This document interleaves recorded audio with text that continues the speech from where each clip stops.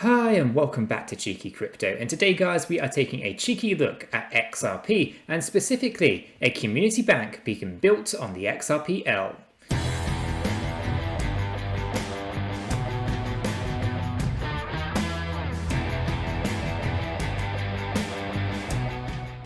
So Chris, this is an interesting piece where Trustline is looking to build a blockchain community bank on the XRP ledger. We're going to get into that and see exactly what is going on, even though the SEC would not like to think that their XRP token has a use case outside of Ripple. Nonetheless, we're going to get into that and see exactly what's going on. If you find it useful, informative, hit the like button. We both really do appreciate it. And of course, if you're new to the channel and you're not yet subscribed, do consider subscribing. By subscribing, you'll be kept up to date with all of the videos and live streams that we do here at Cheeky Crypto. Chris, anything else you'd like to add at this point? Yeah, really interested to hear what our viewers think of the law, I guess the SEC case with Ripple. Let us know in the comments below. What are your thoughts and opinions? Is it something that we should be really worrying and panicking about, or are you in the same sort of frame of mind as Nick and myself, and thinking that really it doesn't matter what the outcome is? Let me know in the comments. I'm really interested. Fantastic. Right, let's jump on over and see exactly what's going on here. Right, so Trustline is building a blockchain community bank on the XRP ledger. So even if the SEC certainly doesn't like to hear it, the ecosystem around the XRP-L is growing, even without the involvement of Ripple.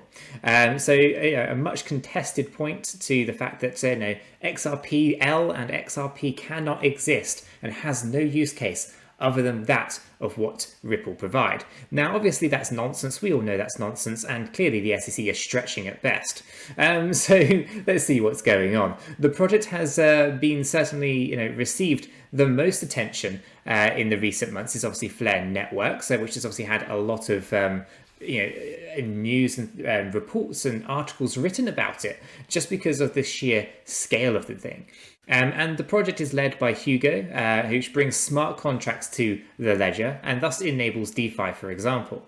So it's in this regard that Flare Finance was the first project to announce the use of Flare Network's functionalities to build a DeFi ecosystem around lending and borrowing. Right? And Trustline is developing a different use case based on Flare Networks. So the team announced on Twitter via its Twitter that it is developing a 𝗕𝗘𝗪𝗔𝗥𝗘, blockchain community bank, right? So really interesting stuff, and a testnet is expected to be released within the next few weeks.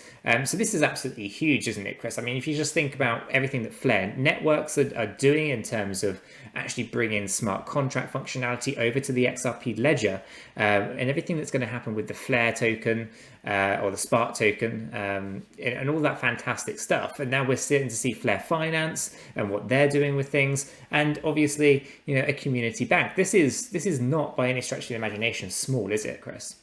No, it really isn't. And, I think we kind of alluded to this in a few of our live streams and perhaps some of the other XRP videos that we've done more recently. And that's around the fact that although the SEC case is sort of bubbling along in the background, it isn't really impacting XRP in the regards that, and Ripple to an extent, because the business is still growing outside of the US, particularly in Asia and other parts of the world. And I think this is just another prime example of just that. That's exactly it, isn't it? It's loads of use cases outside of Ripple, and this is just another one being added to the list, which is fantastic to see. So the mainnet in turn is also expected to launch at the same time as Flare Networks mainnet, so that's going to be really interesting. So here's the tweet from Trustline saying that the testnet launching within the next couple of weeks, followed by the mainnet launch following the Flare Networks mainnet launch. So yeah, really good to see that they're going to be putting something out in test environment, and then obviously once Flare Networks launch their mainnet, we'll obviously see it on the mainnet as well, which will be really, really cool. So 𝗕𝗘𝗪𝗔𝗥𝗘 users will be able to use crypto as savings or bank capital that can be converted into loans. In addition, users can make P2P payments, that's peer-to-peer payments through the Trustline smartphone app and extend credit without banking institutions to people you trust. And that is absolutely crucial. A lot of people in this space, specifically around XRP and even Bitcoin in the early days, was all about be your own bank, and ultimately removing a lot of those middle people. And it's very frustrating. Specifically when you start seeing people like Visa starting to get into crypto and trying to integrate, always want to be that middleman because they get to cream off the top, right? And it's not needed. And this is the thing that a lot of people in this space understand and understand it well. It just isn't needed. These middle people taking fees for the fee's sake. And they're not actually providing a service at this point. But they don't want you to know that. They want to continue to do so. So it's applications like these within the decentralized finance space that are absolutely crucial to moving things further forward. And the P2P side of things are amazing. So it's really good to see this stuff kind of, starting to get developed quite heavily and on lots of different chains. And it's fantastic to see such functionality on the XRP ledger. Wouldn't you agree, Chris? Yeah, completely, Nick. I'm completely aligned to that. It's fantastic. Absolutely. So users can, thus give each other loans or IOUs and settle them via XRP and at a later date via a USDF. To make it as easy as possible to use, the Trustline app uses PayString technology. The app has been available in the private beta since January the 5th, and via Twitter, Trustline announced today the following. The Trustline app allows you to save and spend using Probity. Deposit your crypto in a high yield savings account or borrow. The Aurori, I can't even say the word Aurori stablecoin to pay anyone in app or by SMS.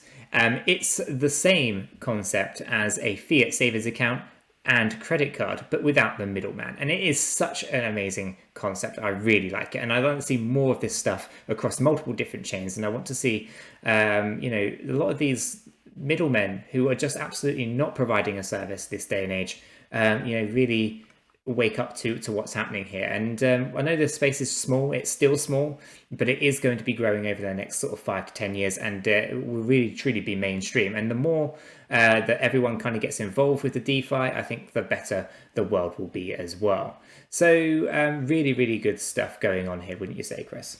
Yeah, definitely. So I'm not really going to talk too much about the XRP chart here, just kind of mention where we are today on this particular chart as we record this video. It's at currently 43.5 cents for an XRP token, and we are in that red zone here in terms of a retracement. So not the best position. We ideally wanted to be above that 236 area on that Fibonacci, but we have had a bit of pressure today. Now, obviously, as usual, when it comes to XRP at the moment, the volumes are incredibly low.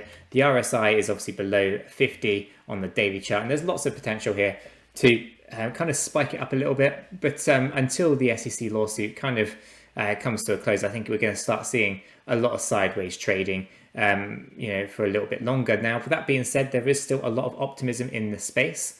And there is some pretty good price targets that people do talk about, and I think a lot of those will happen. I just think it's a matter of time and waiting and being a bit more patient with it. But the SEC lawsuit is getting interesting. We did a video about that yesterday at the point of you recording this video or watching this video, I should say. And it's interesting to see the things that are coming to light, and I think it's going to get really, really interesting to sit back and watch how everything unfolds.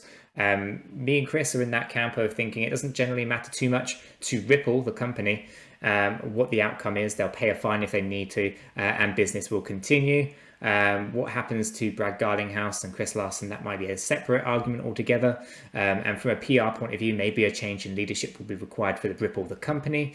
But ultimately, the outcome from a retail investor point of view who's hodled their XRP all the way through, I think you're going to be rewarded very lucratively with your returns on investments after the lawsuit has come to an end.